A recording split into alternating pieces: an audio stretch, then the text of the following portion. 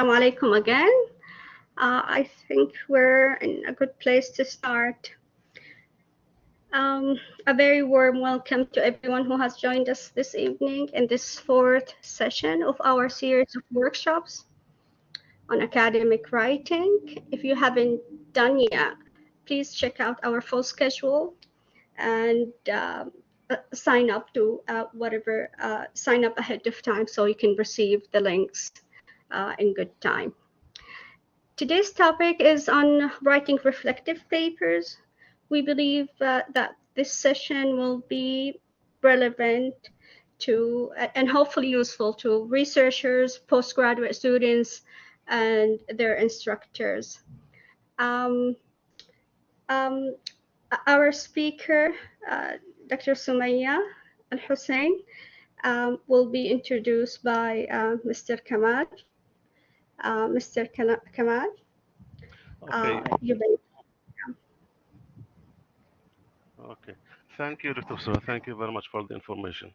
Dr. Summaya, can you hear us? And is everything okay on your side? Yes, I can hear everybody. Yes, thank you. Fantastic. Thank you very much.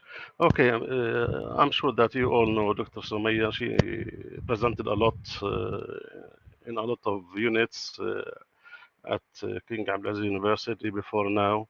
Dr. Summaya is a language instructor, Cambridge certified teacher trainer, and a member of the curriculum and test development section. And Dr. Summaya, as you know, was awarded various professional certificates in language teaching and further education teaching from highly reputed and recognized UK institutions. She is equally empowered with advanced understanding in standardized and highly ethical language teaching and facilitation of students' learning. And as a PhD candidate with a focus on academic writing, Dr. Summaya aspires to empower her students with the essential skills in this spectrum. In order not to take much of your time, I leave the floor for Dr. Summaya. The floor is yours, Dr. Summaya. Thank you so much. Thank you, Mr. Kamal. Thank you, Dr. Suha. Thank you. And thank you for calling me a doctor. Thank you so much. I find it really, really honoring, actually. I'm still working on my PhD. And this is a good chance for me to share the topic I'm working on for my PhD degree. It's actually it has got to do with conventions of academic writing. And as part of these conventions, I'm focusing on rhetorical moves, John Swell's rhetorical moves in academic writing, something to do with genres and structuring of writing, etc., special academic writing. So if anybody interested in John Swell's rhetorical moves, they can reach out. We can just talk about it. If you want to just have a chat about it, I'm very open to that. Thank you so much. So tonight is about writing reflective papers, and we know that it can be one of the academic requirements. It is actually one of the academic requirements in many of the courses for postgraduate students and for researchers and etc. So, and sometimes we ourselves as practitioners would like to reflect on what we read, and of course we are required to reflect in a way that is critical and analytical. So these skills in the academic spectrum where we work, these skills are really, really important. Critical reading and reflection, analytical reflection, these skills are really important. So yeah, I mean, tonight I'm hopefully going to give some tips on that, and I am hoping they can be of some use to many of my audience. So the outline of today's session is what are they? What are reflective papers in nature? What are they? And why are they important? Why all people talk about reflection and reflective papers and reflective essays? Why are they a requirement in the academic institutions? And we're going to look at some of the models. The models will not be very new, especially to teachers, English language teachers. But yes, I mean, we can use these models to inform our reflection writing. So obviously, everything needs a base to be grounded on, and everything needs structuring. So the models are there to sort of guide us into how to structure our reflection. especially when it comes to writing academic reflective papers. And of course, we're going to look at how to structure that. And of course, as a genre, it has got conventions, it has got rules to follow, it has got structuring. So we're going to look into that and small little pitfalls that we have to remember so that we don't fall into them. And of course, we're gonna, reflect on our takeaway from tonight's session. So reflective papers, I'm gonna call them for short RPs. Of course, they are assessed. When our instructors and our professors require us to write a reflective paper on our learning, that means our teacher's gonna look into that. They're gonna assess that. They're gonna give us a grade on that. So it is an academic. There's always, of course, many people who think of it as something that's entirely personal. It is personal, but of course it is of an academic nature, so we have got to remember that, and of course remember all the rules and conventions that we have to abide by when it comes to writing that. And of course it does, RPs do focus on the writer's views and opinions and thoughts and feelings at the same time. So because we're going to report on all that, how we feel towards something, an incident or a learning experience, how we think about it, how we we feel towards it, and what we think about it, etc. So, and we reflect on all that. And of course, writers explore their own life experiences and their learning experiences. And of course, life experiences feed into learning experiences feed into life experiences, and so that the picture is sort of wholesome in some way or another.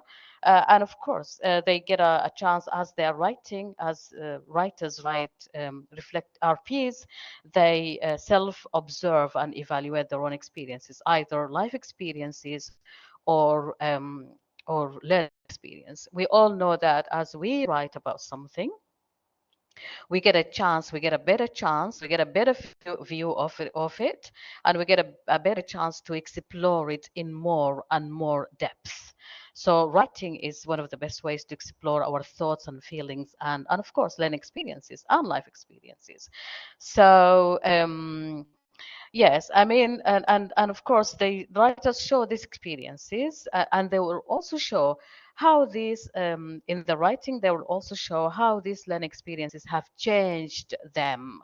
How have they changed their way they think and feel, and how they have developed as a result of this, of writing reflective papers.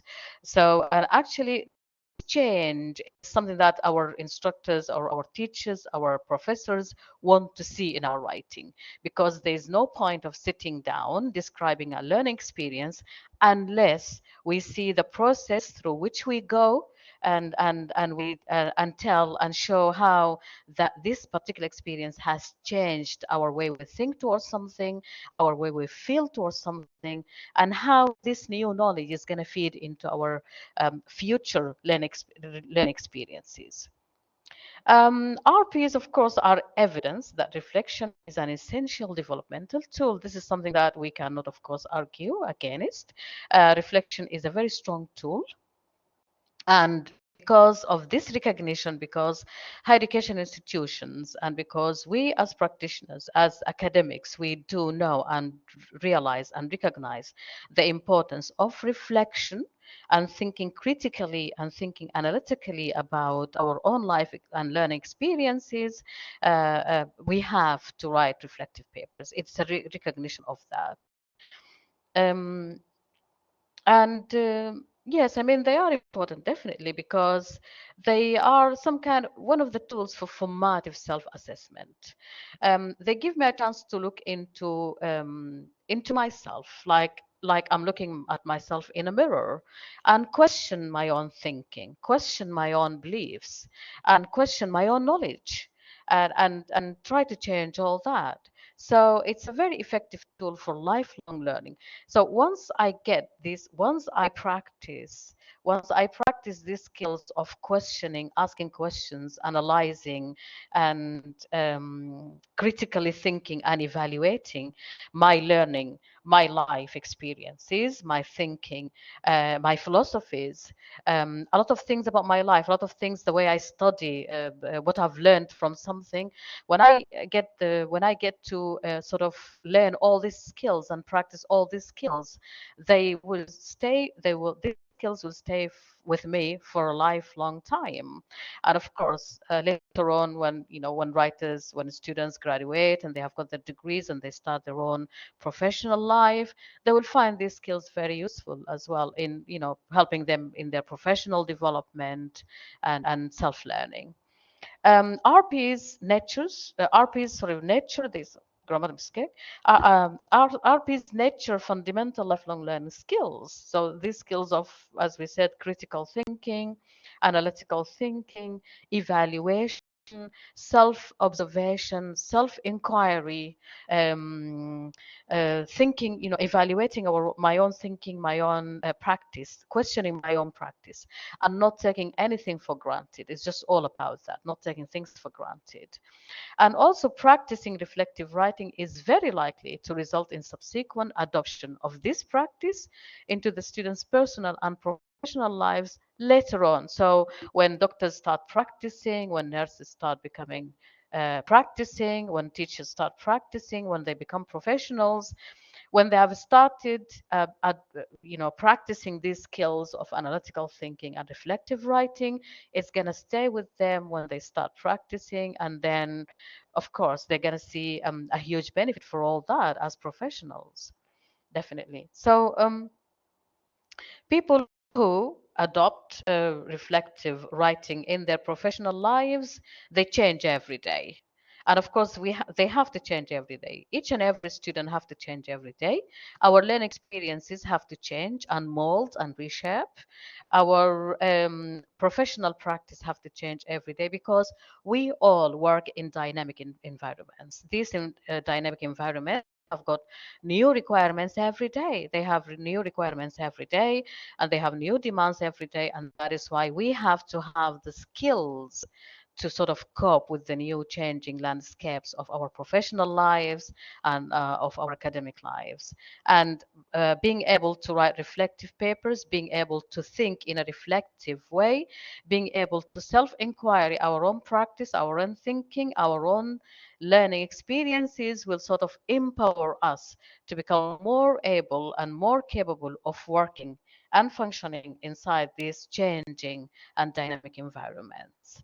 So that is, it's just a very, very important skill that is nowadays in the 21st century, because many of the 21st century skills have got to do with analytical thinking, critical thinking, reflective thinking, and it is questioning and not taking things for granted. And for a teacher, for example, graduating from university with a certificate in teaching, that is not the end of the story. They have to learn on the job. Everybody has to learn on the job. Yeah, and the students, of course, the postgraduate students, as they're writing their essays every day, they're reading articles every day, they're reading books every day. They have to question what they read. They have to think critically, reflectively about what they read and see what's appropriate for them to include, what is not appropriate to their own situation and context. So it is pretty much a very something that's really high academic and professional. So yeah, taking you through the models that can guide us and into structuring our reflection. I've chosen two models to include in here because I thought of them as most appropriate for this particular context. Gibbs' reflective cycle is based on what? It has 6 parts. The first part, how do we start it all? So we describe an incident or we describe a learning experience. Yeah. And how do we come across it? So we describe it. Actually, we say what actually happened. That's what we do. Okay, so we describe it, and then of course we sort of describe our feelings towards it. So how do we feel towards this particular learning experience? Do we feel a positive in a positive way, or do we feel a negative in a negative way about it? And why do we feel like that? Yeah, and actually evaluate this learning experience. Say what was good about it, what was really advantageous about it, what was not really good about it. So we sort of evaluate this experience. Yeah. Say for example, say for example, yeah, thank you, Dr. Suha. Say for example, I've read an article, okay, about the changes that are happening in the environment, and I found it really useful. So I'm going to describe. So I found this article very useful. I found this article adding a lot to my knowledge about the environment, for example. Yeah.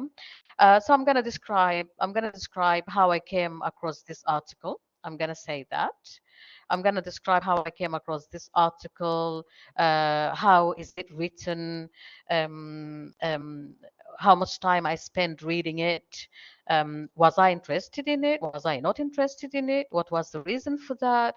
How did I feel about it? Did I feel positively about it? Did I feel it was useful or a waste of time? And then I'm going to analyze the whole situation. So I'm going to say, for example, this article is, I found it really interesting because I have already got some knowledge about the environment, and sort of this new article is sort of worked as an addition to what I have already known about the topic. Yeah, so I can say something like that, or probably I can analyze it and I can say, for example, my knowledge about this particular article, sorry, my knowledge about this particular topic was not complete and full, and this article sort of, completed many of the gaps in my knowledge about this particular topic. So I sort of evaluate it and analyze it, and I say how I found it useful and why I found it useful. Yeah, probably I can relate it to a topic I read about before. I can relate it to a seminar I attended. I can relate it to a lecture I attended. I can relate it to a video I watched or a movie I watched. Yeah, so that is sort of analyzing it. And then what is my conclusion? So how do I come out of this experience? What is the, how do I come out? What is the new learning? So now, for example, I read this article, and now I'm thinking about the environment from a different perspective. Like I care more about the environment. Yeah. So because obviously this article is talking about the dangers of abusing the environment, like using a lot of plastic, like cutting down trees, etc., burning wood, etc. So I come out of this experience knowing more about the dangers of damaging the environment. So this new knowledge, my action for the future is using this new knowledge in my daily practice, for example. So using this new knowledge to protect the environment more, to be aware of the dangers of the environment, to advocate about the environment and how to protect and preserve it, to, for example, campaign, for example, about how we protect the environment, and become, for example, a guest speaker about the environment to a group of young people, advising them on how to protect the environment, etc. Yeah. So pretty much it's a learning experience. And how do I go through it, how I think about it, how I evaluate my thinking, my feelings, how do I come out of this experience, and how I use the new knowledge to feed into my future learning or my future practice or my future life. So this is this model. The next model is the 4 R's, simply saying exactly the same thing. We're going to report on an incident. We're going to report on something that happened, a life experience, an academic experience. Yeah, my first day at university. as a student, my first day in a foreign country as a PhD student, as a master student, yeah, an entirely new academic context for me, an entirely new educational system for me. So I'm going to report on that. I'm going to, say what exactly happened and how I felt about it. I felt isolated. I felt a little bit lost. What did I do about it? How do I relate it to what I saw in movies? How do I relate it to, for example, communications from my friends in a foreign country? So I relate it to other experiences, yeah. And of course, and then I reason it. How do I reason it? I say why I feel like that. Yeah, I say, for example, I feel entirely sort of stranger to this new academic context because there are new practices, there are new conventions that I'm not aware of, and what I'm going to do towards that. How do I orient myself about the new environment? And of course, once I am faced with this challenge and I think about it, critically about it, and I evaluate it, I'm aware of my own feelings and I'm aware of my own worries and my own anxiety, the reasons for anxiety towards this new environment, then naturally I'm going to think of ways of how to cope with this new environment, how to sort of cater to the demands and the requirements of this new environment. And so definitely I'll come up with ways and I'll come up with methods to sort of help myself. And this new knowledge is called reconstructing. So this new knowledge is going to empower me. This new knowledge is going to empower me to sort of perform and work and function in this new environment. Yeah, so simply writing about my experience, facing up to my worries and concerns, facing up and not run away from them. Be very honest about all that. Be very honest about my own concerns and worries and my own fears, and relating that to other experiences. For example, that I overcame in the past. I had a fear of water that I became very brave and I overcame that. This is a new environment. I've got fears about it, so I will need to sort of be brave and face up to that. And the reasoning for that, I would think like this: it's a new environment with new requirements. It is natural that I feel like this. I reason my own fears instead of like being just a victim for my fears and concerns and worries. I think reasonably and rationalize all that and think like this is just normal. The anxiety level is high. It is normal. I will find a way, and then sort of orient myself about the new environment, read about the new environment, educate myself on the requirements of the new environment, and then I have got this new knowledge that I'm gonna use in this new environment. Yeah, so reconstructing. So the 4 R's are pretty much like the previous knowledge. It's just all about being honest and facing up to fears and worries. Yeah, and also being honest in report out, about this particular experience or this life experience, and how I educated myself through this experience, and how am I going to use this new knowledge in the future for new knowledge, for building new knowledges, and for dealing with life challenges, or academic challenges or professional challenges. As teachers, of course, we have what we call, of course, these are reflective papers, but we have something that's pretty much similar.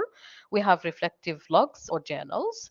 Of course, something happens in the classroom, a critical incident happens in the classroom. We sit down and write about it very honestly. We say exactly what happened. We say exactly, we talk about our weaknesses, definitely, and how to sort of and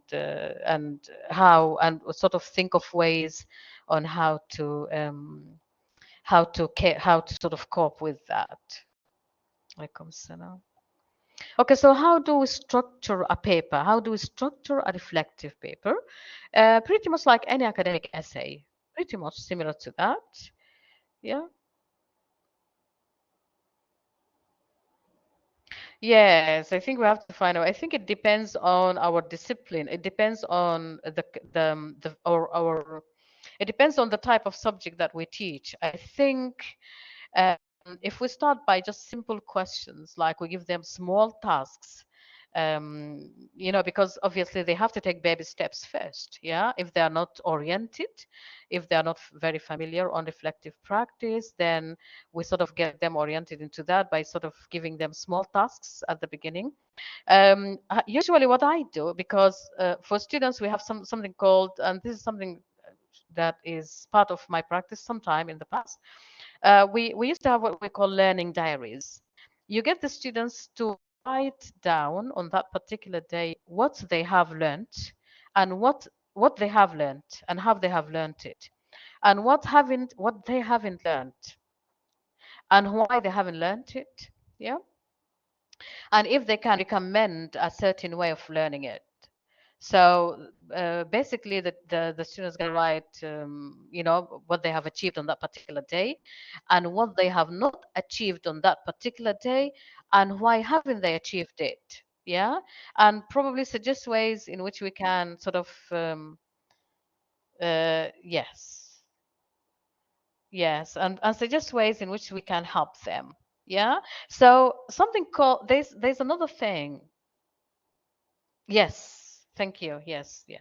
What was easy, yes, and what was difficult, and why did they find it difficult? So if we just train them on these why questions, because the why question I think is really important for reflective practice. The why question will get them into not taking things for granted, not taking their own learning for granted, and questioning their own learning, and also question their own thinking, because reflection is also um, about us as human beings. Sometimes we have got like bias. Yeah. So if we get into reflection and we ask ourselves like, why do I think like this about this particular person? This is not right.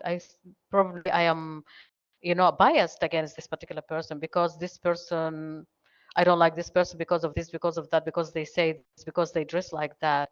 So I should ask myself why. And once I face up to to myself and look myself in the mirror and say like, why do I behave like that? And why do I think like that? And I reason it, then the change is gonna happen definitely. Yeah. So one of the techniques is pen portrait. We teach English, so of course we teach English to students who don't know English. So usually the thing that we start with is like, think of yourself as a learner of English. Tell me, what have you achieved? How much do you? What have you achieved? What do you think you're really, really good at? So she might say, I'm really good at speaking English. So why are you really good at speaking English? Because I watch a lot of movies. Yeah. Okay, so what about writing? Writing, no, I found it really challenging. Why do you find it challenging? Because I don't practice a lot. Yeah, definitely. Yes, they have to take baby steps, definitely. Yes, they have to take baby steps. Yeah. So we call it pen portrait. Here's pen portrait. Pen portrait is, tell me about yourself. You ask the students to write about themselves and about their own learning experiences. Yeah. So write about something you have learned in the past, something you have enjoyed learning. Why did you enjoy learning? So tell me about your journey as an English language learner. Tell me about your teachers. Tell me about the books you used. Tell me about the exams that you had to sit. What was easy all through this journey, and why was it easy? What was difficult throughout all this journey, and why was it difficult? And then you get to know about them, definitely. So you get them to think reflectively, evaluating their own learning experiences, thinking why, yeah, and sort of analyzing their learning experiences and coming out with new knowledge that, this and that strategy can help me, and this strategy cannot help me. Probably I am a visual learner, I'm not a kinesthetic learner, this and this and that. That is how they get to know, probably through pen portraiting. Yeah. talking about themselves, writing about themselves. So, give them small tasks, but yeah, focus on the why questions all the time. Why? Being reflective. Okay, so the body of the reflective paper, sorry, the structure, because at the end of the day is it's an academic piece of writing, so it has to be structured in a good way. The introduction, of course, it introduces the life or learning experience and says why it's important. Probably this course, for example, a course on academic writing has been really important to me because I am studying in higher education. I've got to write a lot of essays. I want to make sure that I know all the rules about academic writing so that, so that I can succeed in my courses and provide a context for your experience, a context like again saying why it's important because I work in an academic context because yeah, I'm a doctor because I'm a doctor and I work in I have to think relatively sorry I reflectively I have to this is my context and I have to write a lot of reports and I have to talk to nurses, I have to talk to different people, so my English has to be at different levels all through the day. And of course, you have to have a thesis statement. It's academic writing, so you have to have a thesis statement, definitely. Yeah. And you have to have a standpoint, definitely. Meaning what? Meaning as an author, where's your voice? Yeah. So obviously you're gonna discuss you're gonna analyze this incident, you're gonna relate to past experiences, relate to things you read about this particular topic. You're gonna of course, think about the things you have, your prior knowledge about this particular topic, but you're gonna say, where do you stand? Yeah, you're gonna say, is this experience positive? Yes, your opinion, positive or negative. Yeah. Definitely plain English, definitely plain English, but at the end of the day, it's academic writing. Yes, it has to be simple, definitely. At the end of the day, it's a student who's writing, but they have got to be very careful about their style and not make it chatty or too informal, definitely. Not make it too informal. The style has to be plain, has to be easy to read, easy to follow, but at the same time, it's academic. It's an academic context, and it has to be like choice of good words to communicate and being concise, definitely. Yeah. So that is the introduction. This is what goes into the introduction. Okay, and then we come to the body paragraphs. It can be many paragraphs in the body depending on the topics and the themes I want to write about. Yeah. So in this part, I'm going to explore the ideas of this learning experience. I'm going to explore my emotions, my feelings, my ideas, my opinions, yeah, my thoughts. I'm going to analyze them. I'm going to analyze all that and I'm going to synthesize all my ideas and my feelings. What do I mean by synthesize? How much do I know about this? How much does this learning experience relate to my past experiences? How is it going to relate to my future experiences? Yeah, so how much do I know about this particular topic? How much did I know about it before? How much this knowledge relates to the knowledge I have got right now?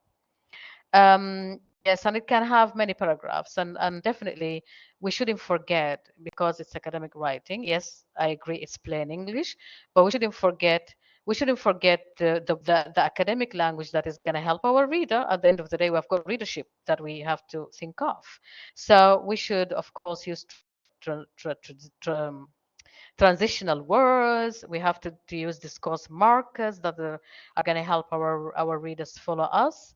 And moving from one paragraph to another in a smooth way. We have to use the language that is uh, yes, should be precise and unbiased, definitely. And what we mean by unbiased, we mean by we have to present.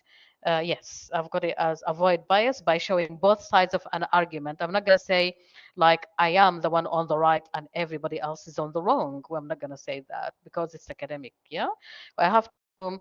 I have to say, I have to show both sides of arguments if I'm talking about say for example cutting down of trees as one of the practices, human practices that damage the environment.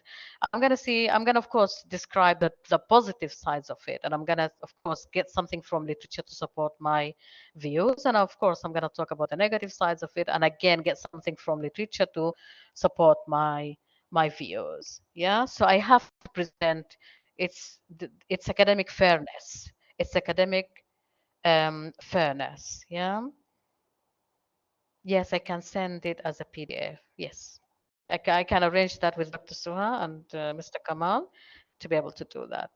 Yeah. So, and of course, you have to provide a rationale for the way you feel towards something. So, if you feel negatively towards this particular experience, this particular course, this particular book, this particular article, if you feel negatively about it, you have to say, why do you feel negatively about it? Just saying that you don't like it is not quite enough. In academic fairness, that is not right. It is not right. You're welcome. Yeah, so we know, the word of, the field of academia is all based on integrity, honesty, ethical practice, etc., etc. So we have got to sort of, abide by all that. So if we feel positively towards something, we've got to say, why do we feel positively? If I feel that this particular article is really, really good and it benefits me a lot, benefits my students a lot, I have to say why, rationalize it, yeah, and explain what informs my thought process, and say why it's appropriate.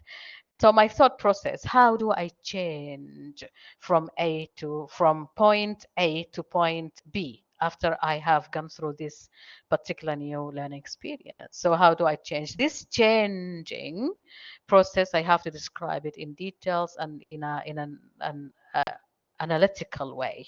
Yeah. So basically, what I mean to say is I'm gonna of course say how much has this new knowledge affected me as a practitioner, affected me as a doctor, affected me as an engineer, affected me as a student, affected me as an academician. So how this particular new knowledge affected me, how is it gonna affect my future as a professional or as a student? Yeah, so goes into this all goes into the body paragraphs. Yeah, and of course let's always remember the language and helping our readers move smoothly from one point to another, from one idea to another. Let's not forget about discourse markers and using the language in academic appropriate way.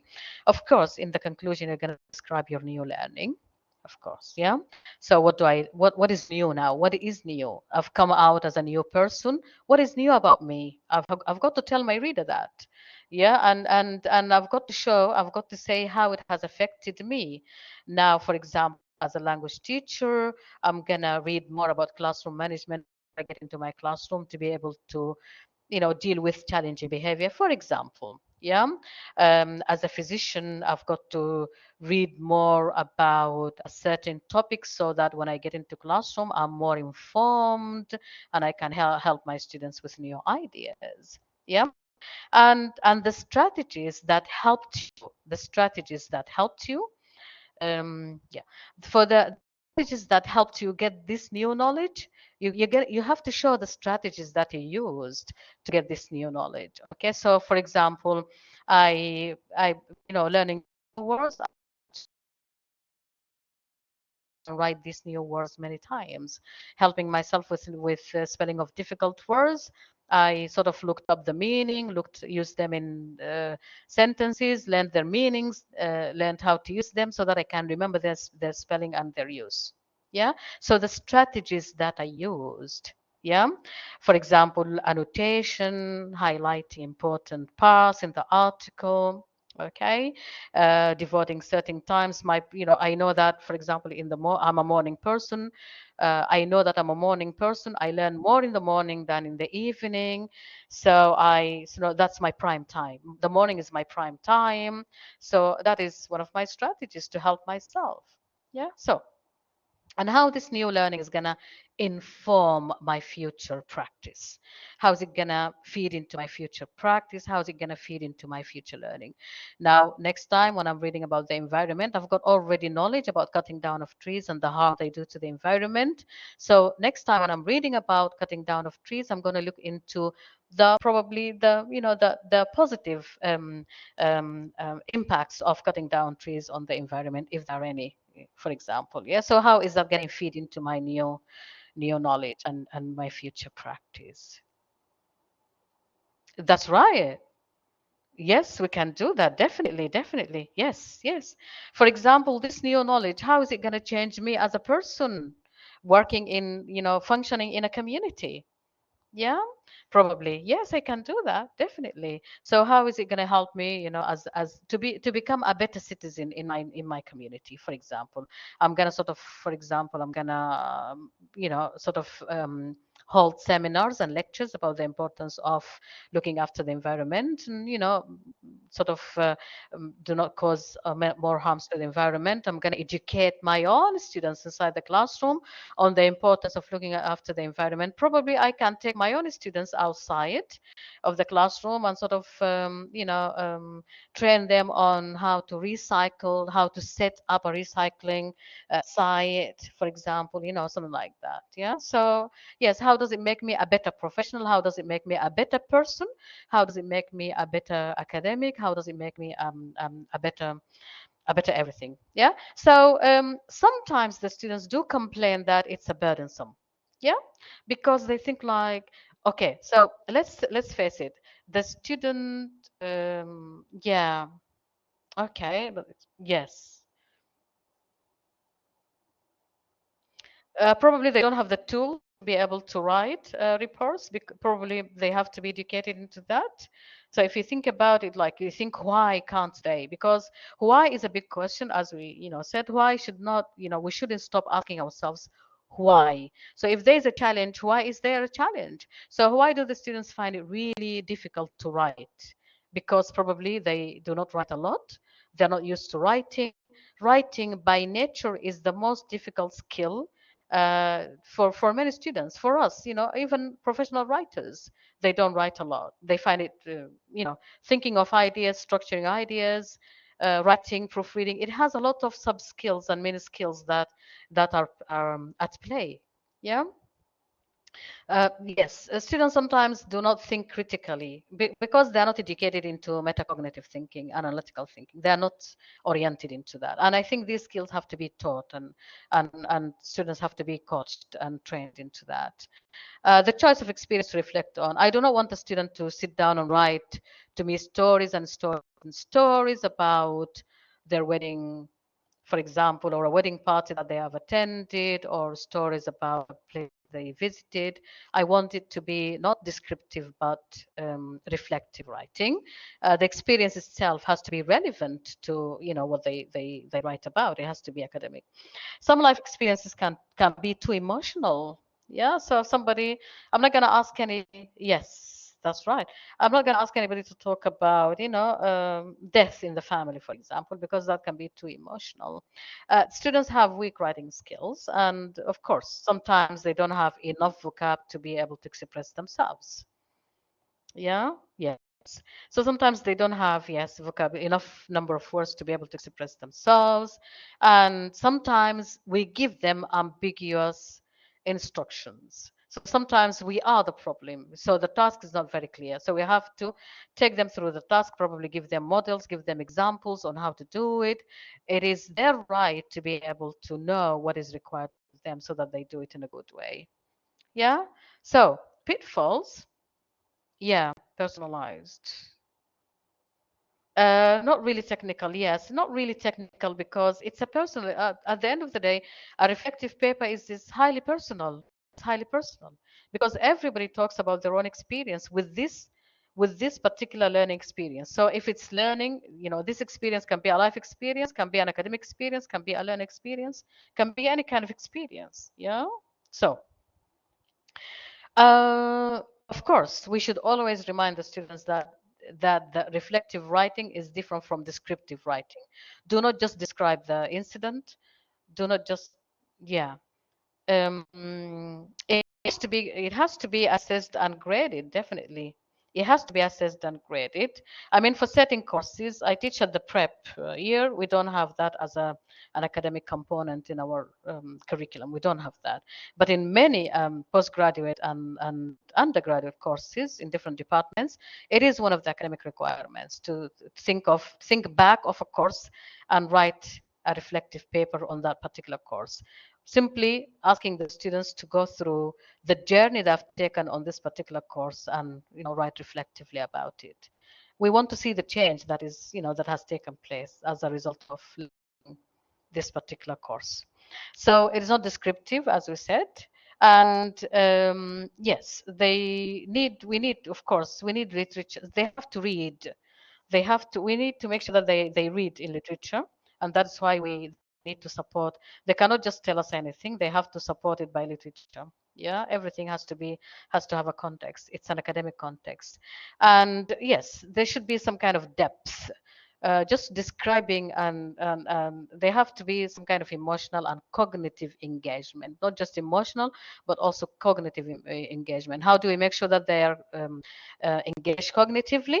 By by them showing in their writing that there is some kind of analysis has taken place in the writing. So they have analyzed the incidents and their thoughts and ideas and feelings, and they have critically reflected on that. So just describing their emotions is not quite enough. That is really too shallow. It's not deep. But we need to make sure that they have metacognitively engaged with the learning experience.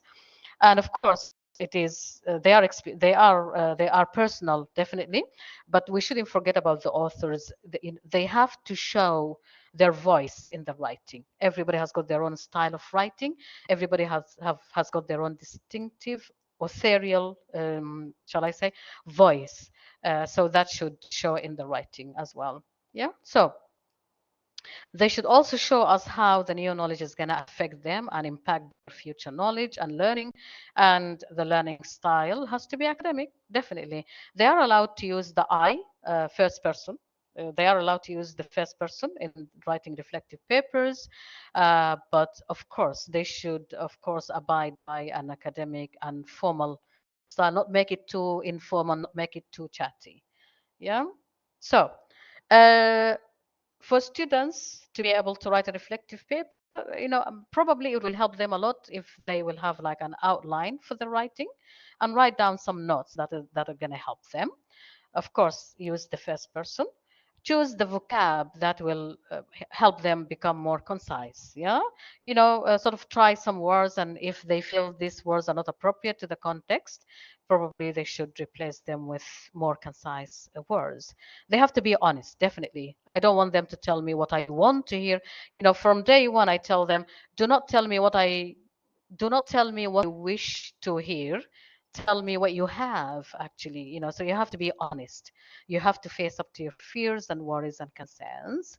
And they have to be, of course, critical, not just describe incidents, but have to be critical and, of course, relate to experiences outside the classroom, relate to experiences outside the experience itself. Yeah. So, yes, of course. In the analysis part, yes. So what is the new me? I have to show the new me, yes. How have I changed? This change has to show in my writing. Yeah, this change has to show in my writing. So as a result of reading this particular article, I have I've come to realize that sort of I have come to realize that, for example, uh, students can learn English from different, learning English does not only happen inside the classroom, because there are many other venues that the students can use, for example, the internet. Yeah. So I have this new knowledge. How am I going to use this new knowledge in my future practice? This is analytical thinking, definitely. So how am I going to use this new knowledge in my future practice? I'm going to sort of embed more technology. Probably they are more interested in technology, they are more interested in things from the internet, etc., etc. Yeah, so it has to, yes, it has to show. It has to show. And of course, highlight moments of change. These have to show really, really clearly, because it's just all about that. It's all about the change. It's not the same old me. It is the new me, and I have to show it in my reflective paper. Yeah, and of course, link the new learning experience to old ones, not just old ones, the new ones, of course, in the future ones as well. Yeah. So that's all from me. Thank you so much for your patience, and thank you so much for the contributions in the chat box. It has been very insightful contributions. Thank you so much. Thank you so much, Dr. Sumaya. Well, I'm sure. Uh, we've received lots of questions already, and I'm sure many have a lot more. So please, if you have more questions for Dr. Sumaya, please share them in the chat box. Unfortunately, we can't allow the audio option for everyone because of the sheer big number of today's audience. We would love to hear your voices, but unfortunately, that's not an option for us tonight. So if you do have a comment or a question, please share it in the chat box. Okay, so there is a question. Sorry, Dr. Yes, Soha. yes, go ahead, please.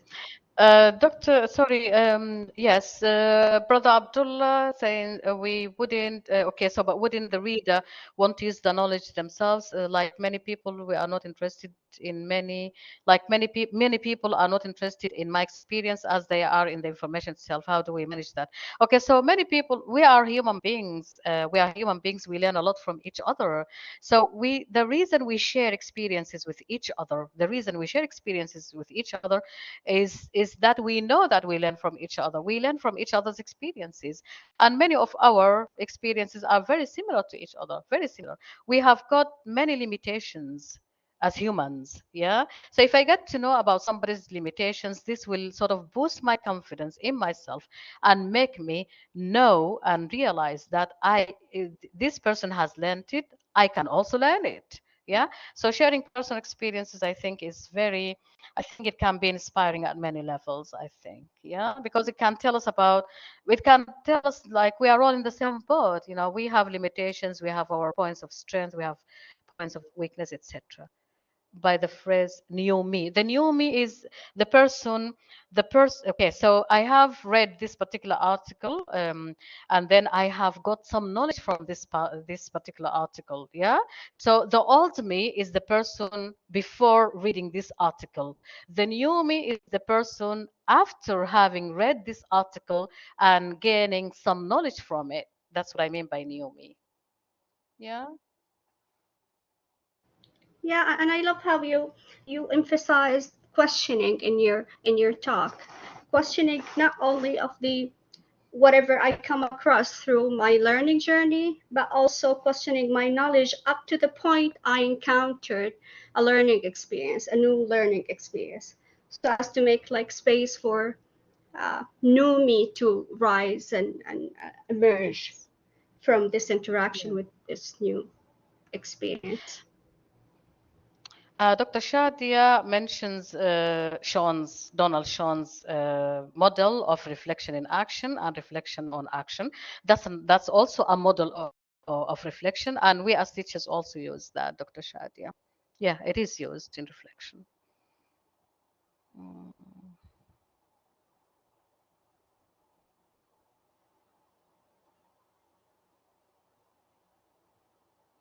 Somebody's talking about AI tools. I think AI is there for us to use. I think can be really used in a positive way. Yeah. Because the whole world is, this is from Brother Abdurrahman Al-Harbi, the whole world is moving forward. We cannot stay at the back and just watching everybody using AI tools and not us. Yeah. But of course, use it in a constructive way. I think that's everything. How would you describe? I'm curious. How would you describe a constructive way of using AI in writing? Okay, use it. Okay, so use it in teaching, use it in a constructive way. Actually, I'm not honestly fully oriented on using AI tools. That's another thing that I have to do a lot of reading on.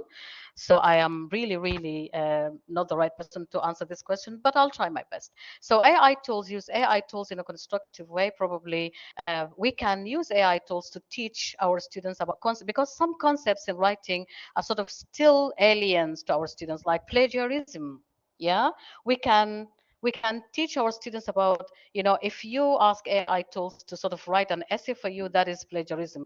They can get to at least get the concept of like stealing this property, like this property from another person. Yeah, so if we can get them educated into such concepts using AI tools, I guess that will be constructive, I think. Yeah, but I still need to get myself educated on that. Yeah, and I think the discussion on what is ethical with regard of the use of AI in writing is still young, and people still debating what is ethical and what unethical. But I would, well, what I tell my students is if you want to use it at sentence level, at like if you want to check the structure of a sentence, find synonyms, that's fine. But I think it's like very dangerous to feed AI platforms with your own writing because to my understanding that would mean or entails you losing the right of that piece of writing because it's open Yeah, source. Um, that's right. And it's yeah, not censored. I mean, it's not censored. I mean, do you mean what I say? I mean, like the language itself can be not correct. It can make mistakes at the same time. Can also make mistakes, and that is not monitored. Actually, it's not well monitored, I think. But I find it useful in, for example, teaching speaking because my students have got problems with pronouncing certain sound segments. So I would ask them to sort of say it to an AI tool, and then the AI tool can give them some feedback on that, on their pronunciation. And in this way, it can be used in a constructive way in language learning, probably. all right. Thank you so much, Dr. Sumaya. That was very informative. I'm sure for everyone. We're approaching the end of our time. I'd like to thank everyone who has attended tonight, and a special thank to Dr. Sumaya, of course. And let me remind everyone, please fill in the feedback form. If you have enjoyed today's session, please let us know in the feedback form. If you'd like us to talk about more topics or different topics, write to us on the feedback form. We do read the feedback form and we will respond to them. Thank you, everyone. Have a lovely evening. Rest and enjoy the rest of your evening. And we'll talk, inshallah, soon in our upcoming session.